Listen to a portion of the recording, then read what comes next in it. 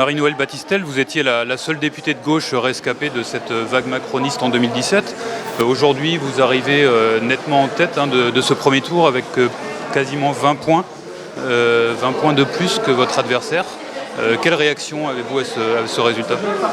Écoutez, c'est un résultat très encourageant qui est forcément dû à la mobilisation et au rassemblement des forces de gauche et probablement aussi à l'ancrage local que j'ai travaillé depuis 10 ans sur cette circonscription qui est immense, qui est diverse mais qui est extrêmement riche et très attachante.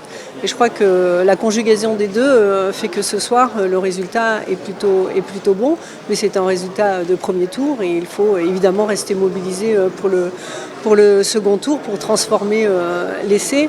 Et je crois qu'on a su aussi écouter et entendre les inquiétudes, la colère qui s'exprime, notamment sur la question de l'hôpital public, de la médecine de ville, du pouvoir d'achat, mais aussi des enjeux climatiques et également de la souveraineté énergétique, des sujets sur lesquels j'ai beaucoup travaillé pendant ces 2 mandats.